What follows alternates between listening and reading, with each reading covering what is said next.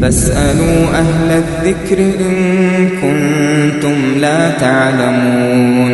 Sahabat Safdah bertanya. Bismillahirrahmanirrahim.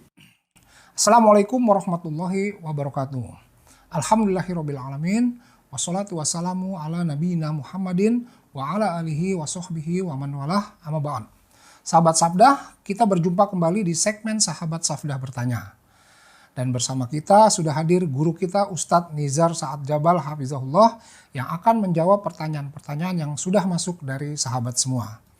Baik, Assalamualaikum Ustadz. Waalaikumsalam warahmatullahi wabarakatuh. Alhamdulillah, sehat ya Ustadz ya? Alhamdulillah. Baik, kita jawab pertanyaan ya Ustadz ya. Ini ada pertanyaan dari Ahmad Diontri. Bismillah. Assalamualaikum warahmatullahi wabarakatuh. Waalaikumsalam warahmatullahi wabarakatuh. Pak Ustadz izin bertanya, musola di dekat rumah saya sebelum dan sesudah azan ada seorang yang melantunkan syair atau pujian atau sholawat dengan suara yang dikeraskan. Terkadang saya terganggu ketika sedang berdoa menunggu iqomah. Apakah saya dianjurkan untuk tetap sholat di musola tersebut Ustadz? Fadhol Ustadz. Ya, bismillah, alhamdulillah, salatu wassalamu rasulullah ya ba'd. Di pertanyaan ini ada dua sisi pertanyaan ya.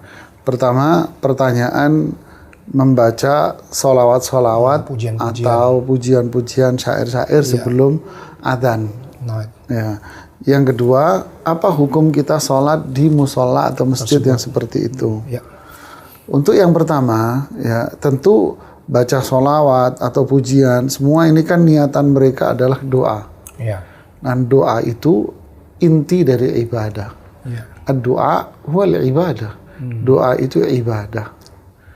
Nah, disinilah kewajiban kita untuk kembali kepada petunjuk aturan Rasulullah SAW. Fa inna khairal hadyi hadyu Muhammadin SAW. Sebaik-baik petunjuk adalah petunjuknya Rasulullah Sallallahu Alaihi Wasallam. Apakah Rasulullah SAW di zaman beliau pernah melakukan pujian-pujian seperti ini, sholawat seperti ini sebelum adzan? Tidak.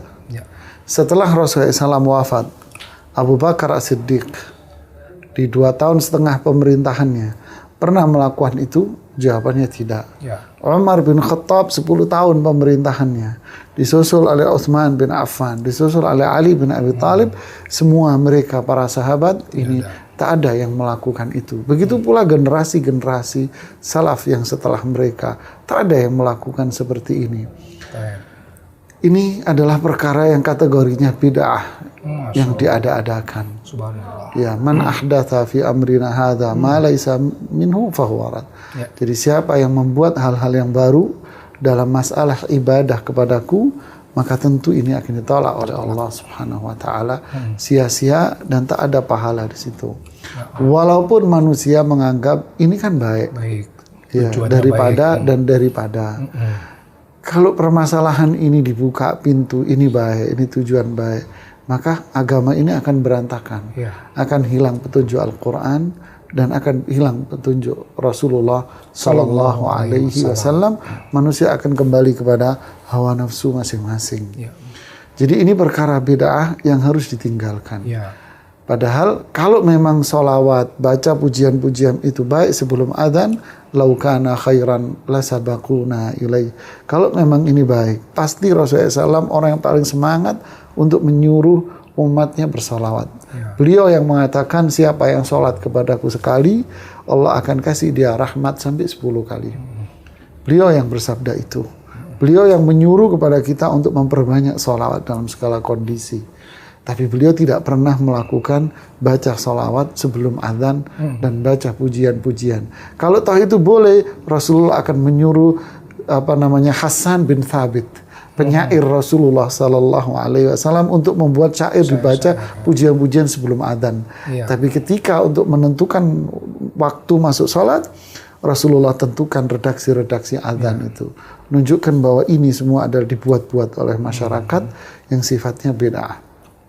Yang kedua, bagaimana kalau hukumnya kita sholat di masjid seperti itu? Ini berbeda cerita. Kalau kita hukum sholat, ya tetap kita sholat di situ. Karena itu tetap dikatakan sebagai masjid Adapun perbuatan bid'ah, maka itu perbuatan yang dilakukan oleh individu mereka. Kalau kita bisa menasehati mereka, tentu ini akan jauh lebih baik. Dinasehati dengan bijak dan secara ilmiah. Tapi kalau dinasehati terus-menerus tidak bisa, ya sudah, Anda tetap sholat di situ, sholatlah 5 waktu di masjid itu. Ya. Sholatnya sah ya. Sholatnya sah, ibadah kita sah. Adapun bid'ah yang mereka lakukan, itu bid'ah urusan mereka masing-masing. Ungkapan para ulama salaf, sholli wa alaihi bid'atu, sholatlah kamu, urusan bid'ah urusannya dia. Wallahu a'lam. Masya Allah. Taib Ustaz. Syukran jazakallahu khaira atas ilmu dan jawabannya Ustaz. Bagi sahabat Safda yang ingin mengajukan pertanyaan, silakan ajukan pertanyaannya melalui DM ke Instagram Safda TV.